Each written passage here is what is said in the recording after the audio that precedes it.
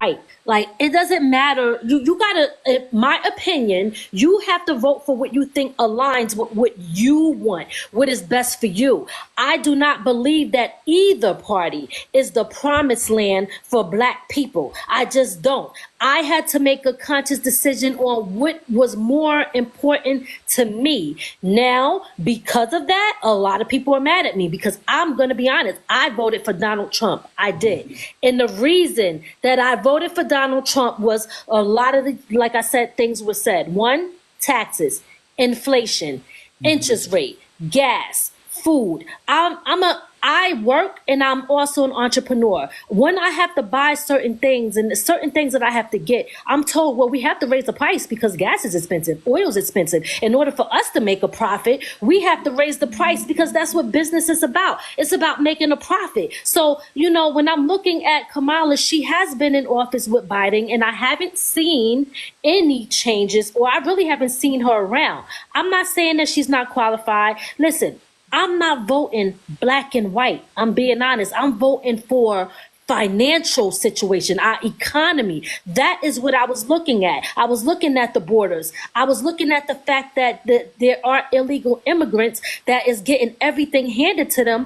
And I'm not trying to be, you know, mean when I say this, but listen, my husband is a veteran. I see veterans that's homeless on the street. I know people who are struggling because they can't afford things because of inflation. And when they go to the Department of Social Service, if they make 1 penny or $1 over the amount, they can't even get the help. So you're telling me that you actually now somehow found all of this funding to be able to give to illegals. We're not saying immigrants, we're saying illegal immigrants. It is wrong. I'm against that. I don't want a man in the bathroom with me that is confused if he is a man or a woman. Okay, I don't care what you want to be and what you do in your bed. It is none of my business. But it is not fair if somebody got a little girl and you say, go ahead, honey, use the bathroom. There's a man in that bathroom with her. Let's say you think she's safe and you stand outside the door. No, I don't think it's right. I don't think they should be competing in sports.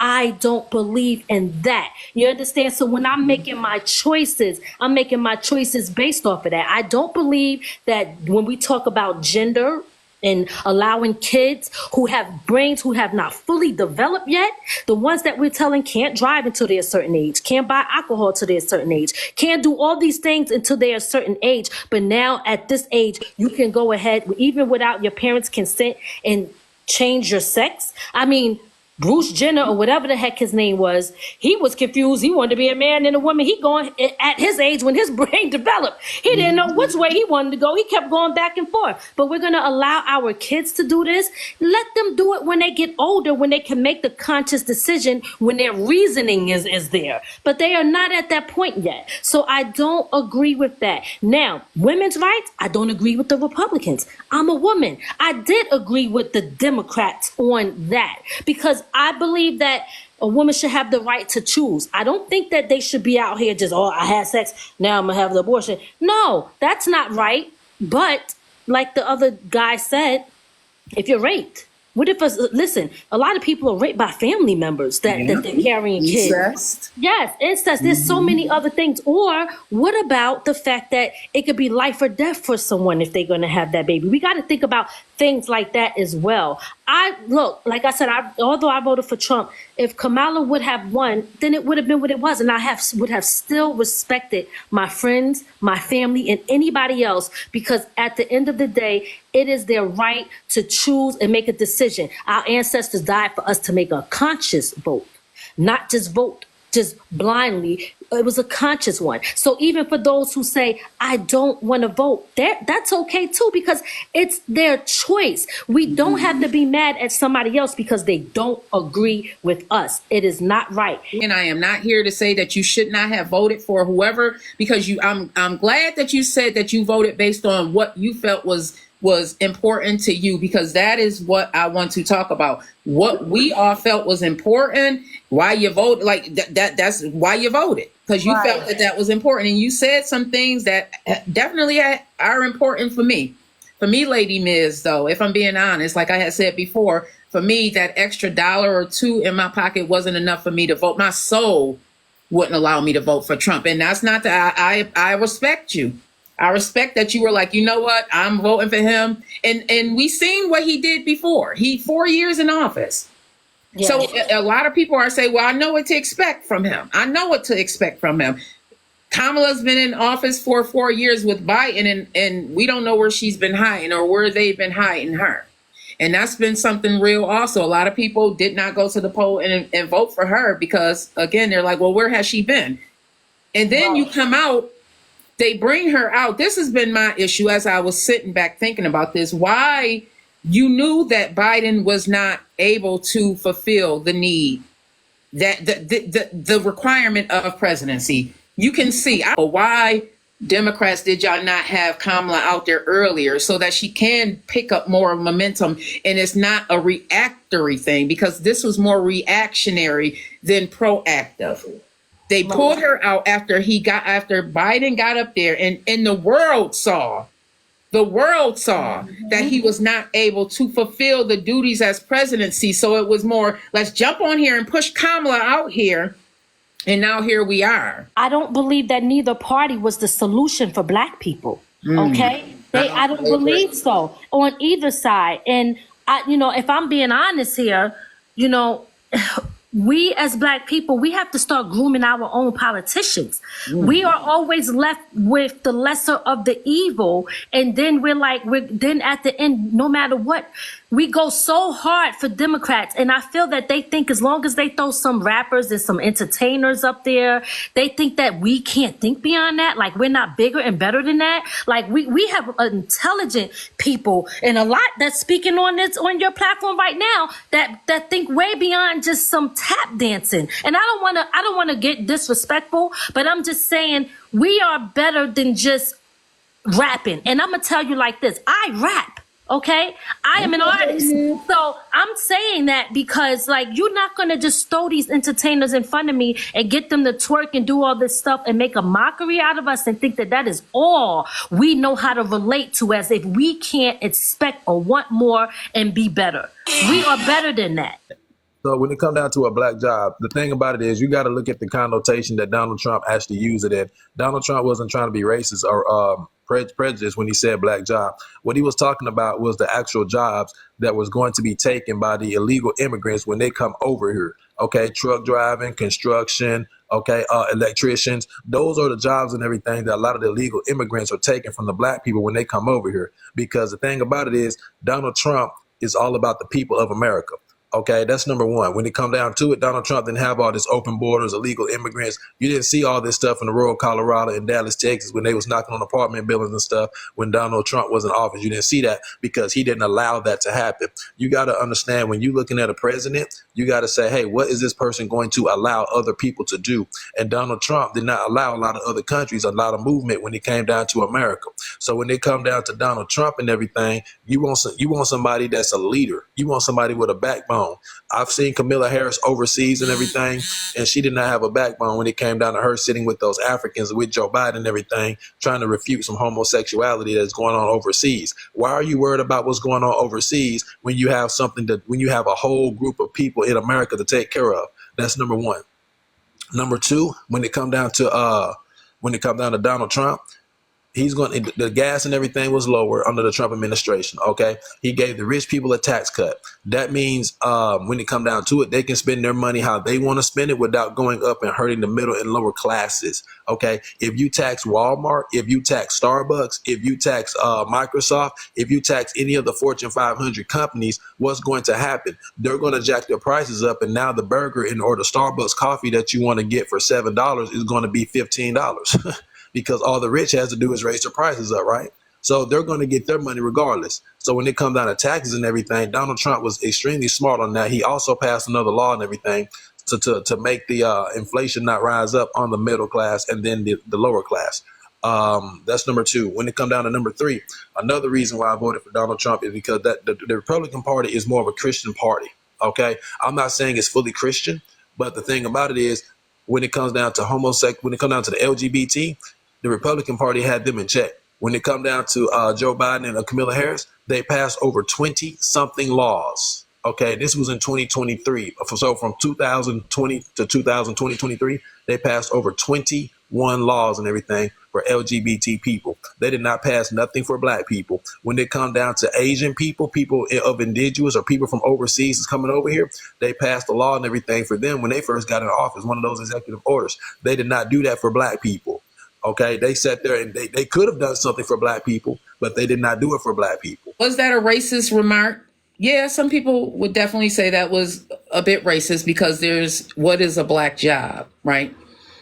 On the other end of that, I think that it is because he is so far removed from the regular everyday American experience or just everyday people experience, because this is a rich man. He's always been rich.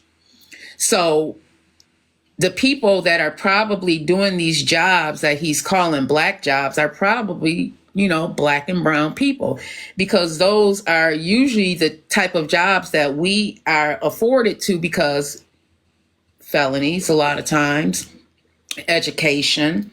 I would be lying because I am living in a city that is still very much segregated. I would be lying if I said that I know that they have not purposely hit my pockets. I talked before about being in a position with someone. My coworker was making $10,000 more than me, although I had way more experience. But because our supervisor was racist, and this was before this was during the days where the boss could actually pick your salary. That has been a real concern. So him saying black jobs, I think that in his mind, the people that hold these jobs, the people who are in these service industry jobs normally look black, brown, or they're immigrants. Now, what my problem also with that, Trucker Daily, because in my personal experience, I've seen where what they don't say is that, oh, the immigrants are taking your jobs. But what they aren't saying is that we'll hire them on the side and pay them a quarter of what we are going to pay you. So that is my issue with that, Trucker David, is that they say, oh, the immigrants are going to take your jobs. But there was a Taco Bell that just got built in my neighborhood. And who do you think that the people that own this Taco Bell, the people that own this Taco Bell, they chose to hire the immigrants, but they aren't saying that. Instead, they choose to say that the immigrants are coming here to take our jobs, Trucker David. And I appreciate what you're saying. And there's some validity in what you're saying. There is. But at the same time, we're letting these corporations off the hook because they're the ones that's hiring them. Right. But here's the deal.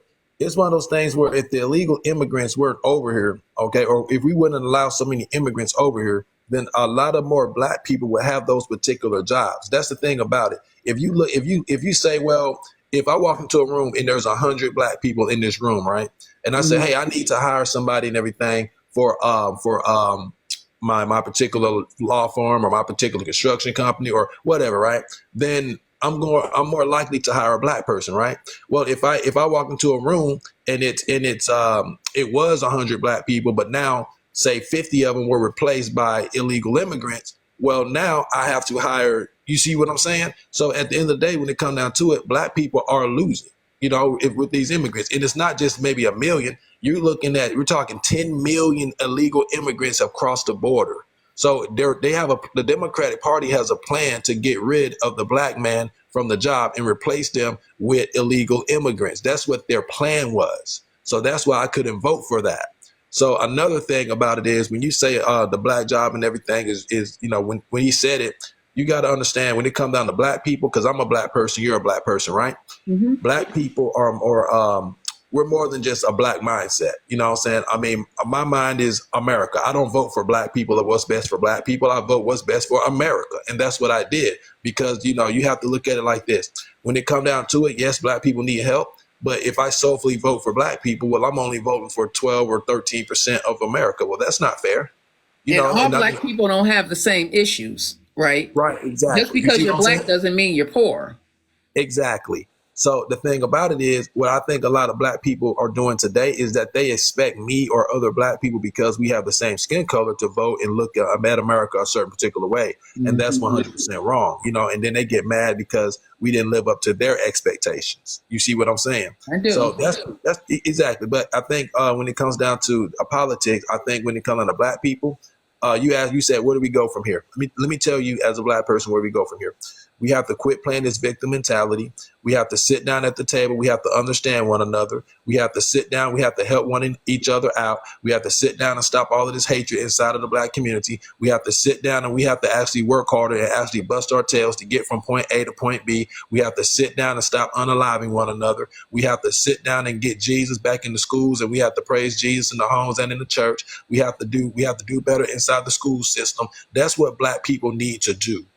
Because when it comes down to it, black people are not doing any of those things at an alarming rate on what they think that they need to be doing it as. And then they want to talk about, this white man in the system. It's like, no, there's a system in your community that you have upon your people that you are doing every single day.